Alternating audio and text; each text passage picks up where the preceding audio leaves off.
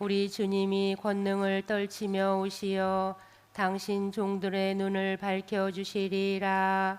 할렐루야. 주님께서 여러분과 함께 또한 사제의 영과 함께 루카가 전한 거룩한 복음입니다. 주님 영광 받으소서. 그때 예수님께서 성령 안에서 즐거워하시며 말씀하셨다.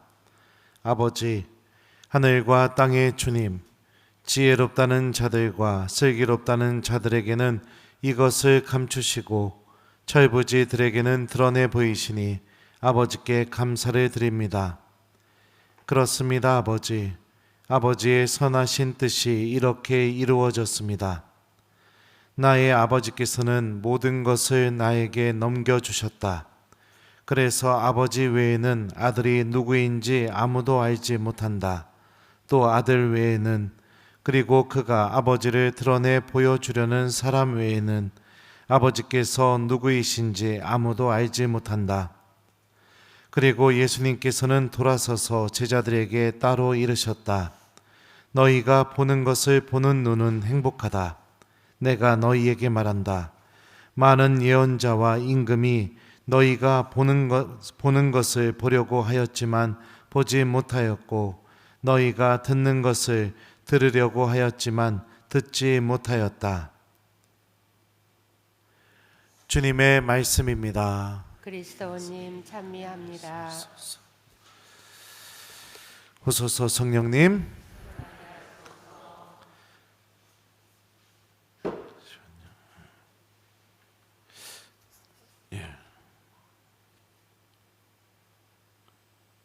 제가 강론을 써놓고 저장하는 거를 깜빡했네요. 큰일 났네. 그래도 할 수 있습니다. 성령께서 도와주실 겁니다. 준비했으니까요. 아버지, 하늘과 땅의 주님, 지혜롭다는 자들과 슬기롭다는 자들에게는 이것을 감추시고 철부지들에게는 드러내 보이시니 아버지께 감사를 드립니다. 안녕하세요. 예, 오늘 복음에서 이 철부지라는 단어는 이 그리스말 사전을 찾아보면 어린아이, 유아, 영아 이런 의미를 갖고 있어요. 아주 갓난아이처럼 어린아이들. 이 철부지들의 특징이 무엇이냐면 온전히 받아들일 줄 아는 그 마음을 갖고 있다는 게 철부지들의 특징입니다. 실제로 우리 본당에서는 제가 올해 예비자 교리를 했지만 이번 예비자 교리반은 그런 분이 좀 없었던 것 같아요. 하지만 전에 있던 본당에서 예비자 교리를 하면 아이들도 천년성체 교리를 하죠. 똑같은 내용을 가지고 이제 교리를 가르쳐요. 근데 첫날 아이들에게 주요 기도문을 다 외워야 된다. 천년성체 하기 전까지. 그러니까 이거 처음에 외우기가 힘드니까 엄마 아빠랑 매일매일 아침 기도 저녁 기도를 꼭 해봐라. 그러면은 자동으로 외워진다. 이렇게 이야기하면 아이들은 그날부터 엄마 아빠랑 저녁 기도 아침 기도를 하려고 합니다. 그리고 천년성체 날짜가 가까워지게 되면 교리 전에 기도서 펴가지고 막 혼자 막 외우고 있어요. 근데 전에 있던 본당 같은 경우 성인 예비자 교리반에다가 주요 기도만 다 외우셔야 된다고 딱 이야기하자마자 그 다음날 곧바로 예비자 교리반을 그만두신 분이 있습니다. 그러기도 하고, 첫날부터 그냥 다 부정적이에요. 그냥 못합니다. 막 어떻게 합니까? 신부님 이렇게 하시면 저 세례 안 받겠습니다. 이렇게 나오시는 분들이 있어요. 그리고 또 시간이 좀 지나다 보면 우리 주일학교 아이들은 천년성체 교리를 할 때 교리가 끝나면 전에 있던 본당에서는 그랬어요. 아이들이 신부님 더 배우고 싶다고, 교리 또 해달라고 이렇게 얘기해요. 근데 우리 예비자 교리반 그 성인들은 교리가 끝난과 동시에 칼같이 기뻐합니다. 그러면서 교리가 진행되면 진행될수록 저한테 계속 물어봐요. 세례 언제 줍니까? 그러니까 마치 그 운전면허증 따듯이 그렇게 생각을 하는 거죠. 근데 아이들은 천년성체 날짜가 언제인지 그렇게 궁금해하지 않더라고요. 그냥 신부님하고 만나서 하느님에 대해서 배우고 알아나가고 이거 자체가 너무 기뻐하더라고요. 그리고 이제 천년성체 날이 되게 되면 저는 전에 있던 본당에서는 그랬었어요. 몇 번이나 막 울컥했었습니다. 제가 이게 직접 가르쳤고 그 아이들이 얼마나 예쁘게 이렇게 준비를 잘해서 천년성체 교리를 천년성체를 하는지 모릅니다. 근데 성인 예비자 교리반들도 제가 정이 많이 들었기 때문에 마음은 많이 이렇게 기쁘지만 또 마음 한편에 안에서는 드는 걱정이 아유 이분들 냉담하면 안 되는데 그러니까 세례 주면서 그 걱정과 함께 이렇게 세례를 주게 돼요. 무엇이 다를까요? 똑같은 내용으로 가르치는데 똑같은 걸 요구하는데 철부지들인 아이들은 신부님이 안내하는 대로 그대로 믿고 따라옵니다. 그대로 받아들여요. 그리고 이걸 왜 해야 되는지 하기 싫다.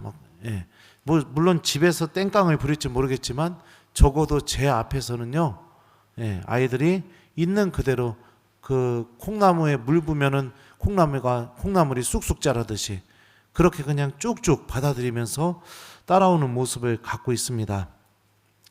우리들은 나이를 많이 먹을수록 세상적인 지혜를 얻어가면서 살아가게 됩니다. 그리고 그 지혜가 많아지고 커질수록 너무나도 신기한 게 무엇이냐?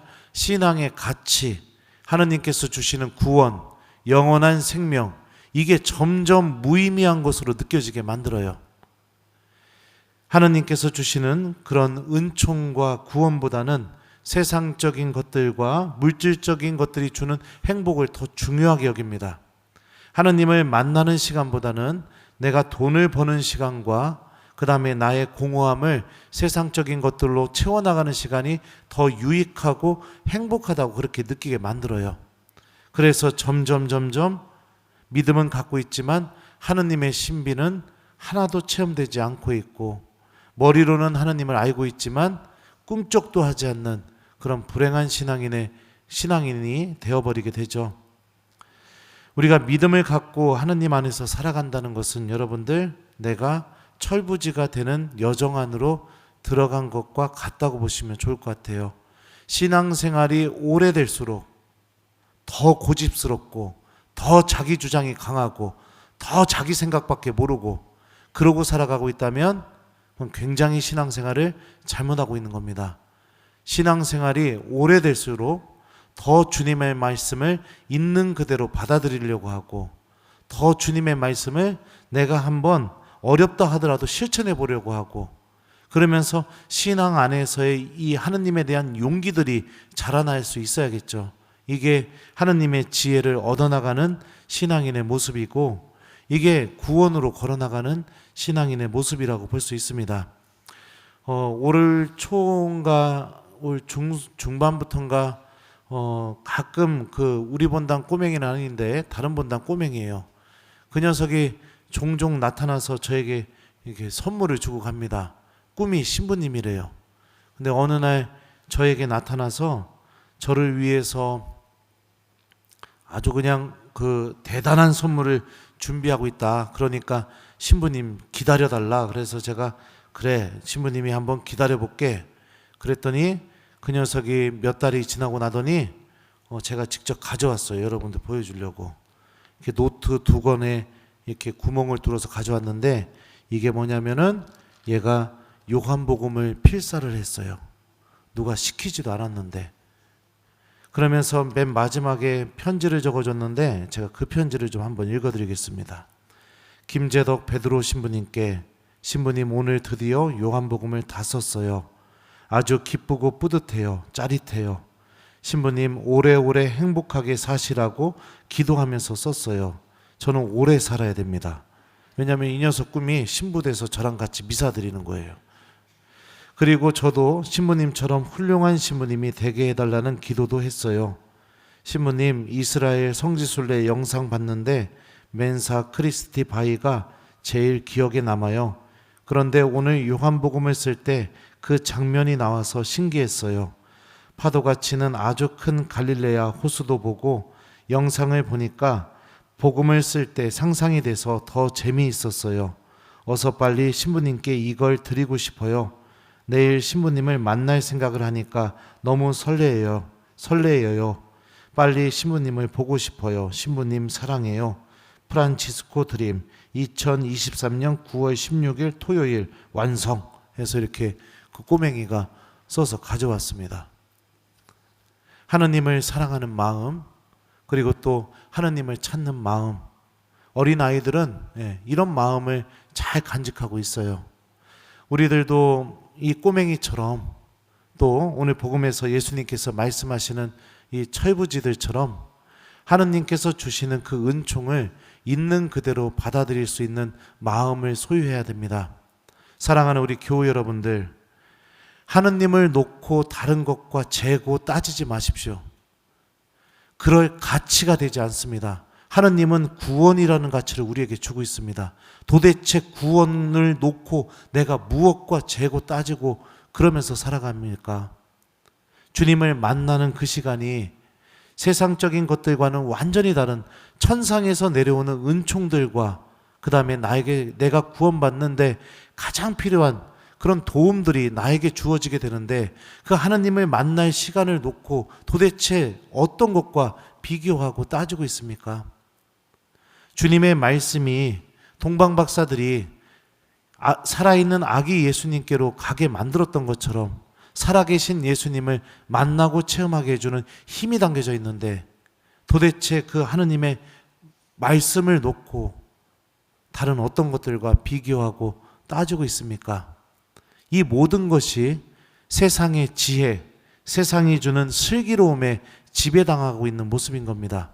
물론 믿음을 가지고 있지 않는다면 당연히 내가 원하는 것들을 더 즐기고 내가 더 부유해지고 내가 더 드러나는 길을 걸어나가는 것이 맞죠. 하지만 거기에는 하나님이 계시지 않습니다. 거기에는 구원의 빛도 없습니다. 거기에는 주님께서 주시는 은총도 없습니다. 우리는 이미 신앙의 지식을 통해 다 알고 있습니다. 하나님의 은총이 어디에 있는지를요. 그렇다면 재고 따지고 고민하고 그러지 마시고 우리 아이들이 보여주는 이 신앙의 모범처럼 모든 것을 좀 하느님께 맡기고 하나님을 먼저 좀 선택할 줄 아는 그런 신앙인이 되어봤으면 좋겠습니다. 주님께서 우리들의 믿음을 통해서 당신이 어떤 분이신지 계속해서 더 깊이 있게 알려주고 계시고, 그 알을 통해 우리가 더 하나님을 사랑하고 하나님 안에 머무는 하나님의 자녀로 분명히 변화시켜 주실 것입니다. 오늘 일독서를 보면은요, 여러분들 이 이사야 예언자가 이상한 말을 해요. 암소와 곰이 나란히 풀을 뜯고 그 새끼들이 함께 지내리라. 사자가 소처럼 여물을 먹고 젖먹이가 독사굴의 구리에서 장난하며 젖떨어진 아이가 살무사 굴에 손을 디밀리라. 자, 이거는 말이 안 되는 일이죠. 도대체 어떤 일이 벌어지기 때문에 이런 일들이 벌어지게 될까요? 이 말씀 안에 담겨져 있는 기본적인 메시지가 무엇이냐면, 우리 힘으로도 해결할 수 없는 자연계 안에 존재하는 가장 기본적인 갈등들. 당연히 여러분들 살모사가 자기 건드리면 물게 되어 있죠. 그런 가장 기본적인 갈등, 우리 힘으로 절대로 해결할 수 없는 가장 기본적인 그 갈등들 또한 우리가 하느님을 알아나가는 그 알무로 넘어가게 될 때 그 갈등들까지 완전히 해소가 되게 된다. 이게 하느님께서 우리 안에서 이루어 주시려는 은총이다라고 이사야 예언자가 우리에게 말하고 있습니다. 그 다음 부분도 읽어줄게요. 나의 거룩한 산 어디에서도 사람들은 악하게도 패덕하게도 행동하지 않으리니 바다를 덮는 물처럼 땅이 주님을 알므로 가득할 것이기 때문이다. 바로 이 하느님에 대한 이 알미 우리들을 구원으로 인도해 주고 있다. 오늘 일독서가 이렇게 선포하고 있죠.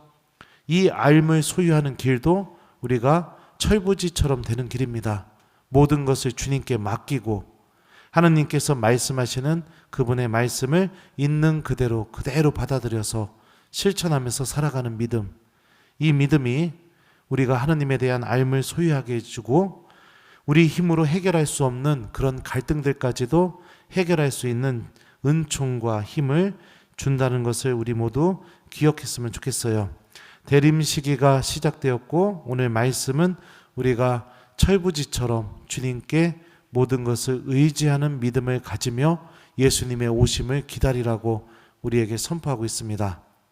오늘 저녁 하나님 안에서 철부지가 되어서 주님께서 우리에게 들려주시는 이 말씀을 마음속에 고이 간직하면서 특별히 성모님께 아이와 같은 마음, 하느님을 놓고 다른 것과 재고 따지고 그러면서 하느님을 버리는데 익숙한 그런 신앙인의 삶에서 벗어날 수 있는 도움을 청하는 기도를 오늘 저녁 때 해보셨으면 좋겠어요.